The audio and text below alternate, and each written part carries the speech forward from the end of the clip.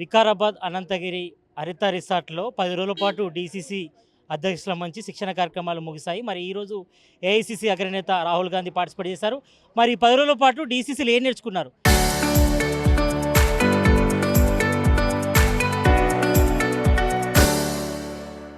ఇదే విషయంపై మనతో మాట్లాడేందుకు నల్గొండ డీసీసీ ప్రెసిడెంట్ కైలాష్ నేత ఉన్నారు. వాళ్ళతో మాట్లాడదాం. అన్న, మీరు 10 రోజుల పాటు ఇక్కడ రిసార్ట్లో ఉన్నారు. ఈ 10 రోజుల పాటు మీకు ఏ శిక్షణ తరగతులు నడిచినాయి? ఈ 10 రోజుల పాటు మీరు ఏం నేర్చుకున్నారు? అంటే ఇవాళ తెలంగాణ రాష్ట్రంలో కానీ దేశంలో జరుగుతున్నటువంటి రాజకీయాల యొక్క పరిస్థితులని మనం ఏ రకంగా అంచనా వేయాలి, సమాజంలో ఉండబడే పేదలకు మనం ఏ రకంగా దగ్గర కావాలి, అట్టడుగున్నటువంటి దళితులు, బడుగులు, బలహీన వర్గాలు, పేదలు, మహిళల యొక్క హక్కులు, గిరిజనుల యొక్క హక్కులు, సామాజిక న్యాయం అంటే ఏంది, కేవలం ఇది నినాదానికే పరిమితమవుతుంది. మనం అధికారంలో ఉన్నా లేకపోయినా ప్రజలకు ఏ రకంగా సేవ చేయాలా, రాజకీయాల్లో కేవలం పదవుల కోసమే రాకూడదు.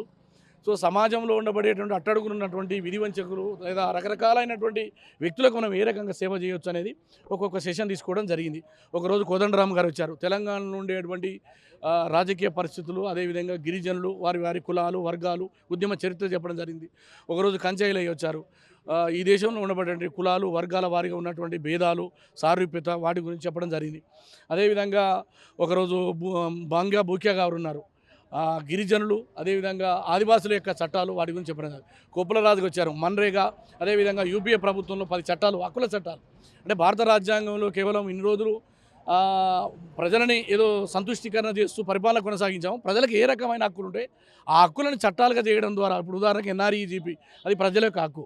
ఆహార భద్రతా చట్టం, తర్వాత సమాచార హక్కు చట్టం, తర్వాత గిరిజనుల యొక్క భూములు కాపాడుకునే హక్కు, భూసేకరణ చట్టం. సో ఇవన్నీ కూడా ఓవరాల్గా ఏ రకంగా సమాజానికి మనం హక్కులు ఉన్నాయి, రాజ్యాంగం అంటే ఏంది, రాజ్యాంగం విలువలు అంటే ఏంది, ఈ కులాల యొక్క వ్యత్యాసాలు, వర్గాల యొక్క వ్యత్యాసము, సమాజాన్ని ఏదైతే వర్గాలు విభాగం ఉన్నా దీన్ని మనం సమాంతరంగా చూసుకుంటూ రాజకీయాలు చేయాల్సినటువంటి అవసరం ఉంది. ఆకలి ఉన్నవాడు, పేదరికంతో, దారిద్ర్యంతో కొట్టుమిట్టాడుతున్నవారు, అదేవిధంగా మైనార్టీలు, దళితులు ఏ రకమైనటువంటి ఇబ్బందులు పడుతూ ఉన్నారు. సమాజంలో ఉన్నవాడు, లేనివాడు అనేటువంటి ఈ అంతరాలు వస్తూ ఉన్నాయి. కులాలు, పెద్ద కులాలు, నిమ్న కులాలు అని చెప్పేసి ఒక వర్గీకరణ ఏదైతే సమాజంలో ఉన్నదో దీనన్నిటిని కూడా మనం అన్నిటిని క్రోడీకరించుకుంటూ రాజ్యాంగం విలువల్ని కాపాడుకుంటూ కాంగ్రెస్ పార్టీ కార్యకర్తగా, ఈ దేశానికి స్వతంత్రం తెచ్చినటువంటి యొక్క పార్టీగా, తెలంగాణ రాష్ట్రం ఇచ్చినటువంటి మనం రాబోయే రోజుల్లో ఏ రకంగా తెలంగాణలో ఉన్నటువంటి ప్రజలకు దగ్గర కావాలా, ప్రజలకు మమేకం కావాలా అని చెప్పేసి వారు ఉపోద్ఘాతం ఇచ్చారు. ఏది ఏమైనా ఈ 10 రోజుల కాలంలో సుదీర్ఘమైనటువంటి వారి యొక్క ఆలోచనలు, భిన్న మనస్తత్వాలు కలిగిన వాళ్ళు, భిన్న కులాలు, భిన్న వర్గాలు, తర్వాత ఆంధ్రప్రదేశ్ అంత విడిపోయిన తర్వాత మొదటిసారిగా కలుస్తున్నాం. వారి ఆలోచనలు ఎట్లా ఉన్నాయి, పార్టీని అక్కడ వాళ్ళు ఎట్లా డెవలప్ చేయాలా, వారు ఏ రకంగా ముందుకు తీసుకుపోవాలి, వాళ్ళకున్న పరిస్థితులు ఏంటి వాళ్ళు చెప్పినారు. వాళ్ళకున్న రాజకీయ, సామాజిక, ఆర్థిక పరిస్థితులు. ఒకరోజు ముఖ్యమంత్రి గారు వచ్చారు. మనిషి ఎదుగుదలకు, రాజకీయ ఎదుగుదలకు మరి ఆర్థిక ఇబ్బందులు కానీ, కులం కానీ అడ్డం కాదు, ఏ రకంగా తను ఎదిగినాను అని చెప్పి ఒక ప్రజల ముందు ఏ రకంగా మనం పోవాలి, నాయకునిగా ఏ రకంగా ఎదగాలని చెప్పి వాళ్ళు మాకు చెప్పడం జరిగింది. చాలా బ్రహ్మాండంగా జరిగింది.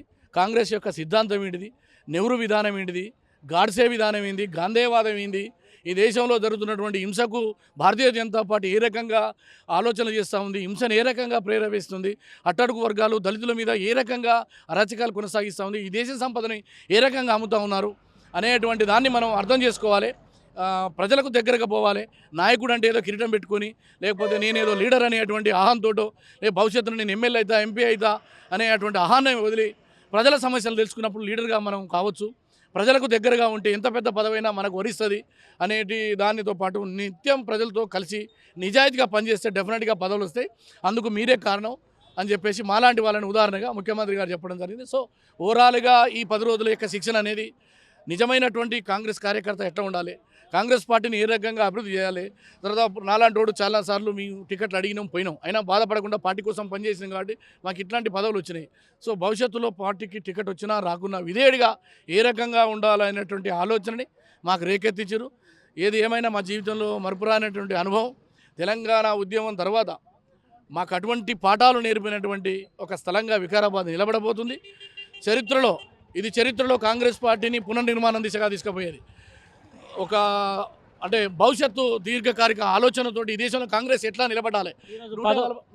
10వ రోజు ఏఐసీసీ అగ్రనేత రాహుల్ గాంధీ వచ్చిండు. మీ పార్టీకి కానీ, మీ డీసీసీలకు కానీ ఏం డైరెక్షన్ ఇచ్చిండు? డెఫినెట్గా మనము కార్యకర్తలుగా ఇవాళ అంటే మనం కూడా ఒక సామాన్య కార్యకర్తగానే భావించాలి. ఇతర నాయకుల దగ్గర చేయి దాచకూడదు, పదవుల కోసం మనం అర్రులు దాచకూడదు. మీ యొక్క స్థలాల్లో మీ ప్రాంతాల్లో ప్రజల సమస్యలతోటి ముందుకు పోండి. ఆ తర్వాత గిరిజనులు కానీ, హరిజనులు కానీ, నిరుద్యోగులు కానీ సామాజిక సెమినార్లు నిర్వహించండి, పార్టీ కార్యాలయాల్లో నిలబడండి, ఆ తర్వాత ప్రజల వద్దకు వెళ్ళండి. హక్కుల చట్టాలను కాపాడడానికి మీ వంతు ప్రశ్నిస్తూ మీరు నిరంతరం ప్రజల మధ్య ఉంటే డెఫినెట్గా మీ వద్దకు పదవులు వస్తాయని రాహుల్ గాంధీ గారు చెప్పినారు. సరే, ఇవాళ మనకున్నటువంటి ప్రత్యేకమైన పరిస్థితుల్లో తెలంగాణలో డెఫినెట్గా రెండోసారి కాంగ్రెస్ పార్టీ అధికారంలోకి రావడానికి డీసీసీ అధ్యక్షుల యొక్క ప్రాధాన్యతని వాళ్ళు గుర్తించారు.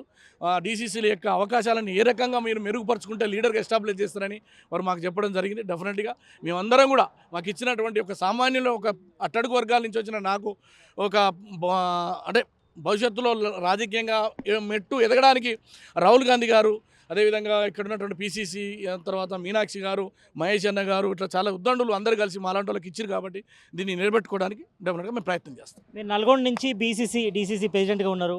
అక్కడ నల్గొండ అంటే మొత్తం రెడ్డిల డామినేషన్ ఉంటుంది. ఇప్పుడు మంత్రి కొమటిరెడ్డి వెంకరెడ్డి మిమ్మల్ని సపోర్ట్ చేస్తున్నా, ఆ సమస్య ముగిసిందా? ఎట్లా ఉంది మీ ఇద్దరి మధ్య? గమనించాలి, ఇక్కడ రెడ్డి అయినా, బీసీ అయినా, ఓసీ అయినా, ఎస్సీ అయినా, ఆదివాసీ అయినా, గిరిజనుడు అయినా నల్గొండ జిల్లాలో అందరం సమానంగా కలిసి పనిచేస్తూ ఉన్నాం.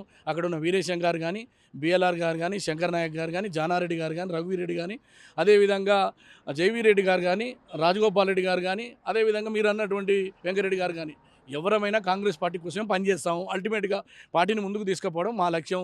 సరే, మా మధ్య ఉన్నటువంటి వైరుధ్యాలు అది పార్టీకి నష్టం కలిగినవి కూడా మేము పనిచేసుకుంటూ పోతాము. మొన్న జరిగినటువంటి ఎన్నికల్లో సమిష్టిగా పనిచేయడం వల్లనే 6 మున్సిపాలిటీలు ఒక కార్పొరేషన్ కైవసం చేసుకున్నాము. తర్వాత 526 దాదాపు 29 గ్రామ పంచాయతీలని మేము కైవసం చేసుకున్నాం.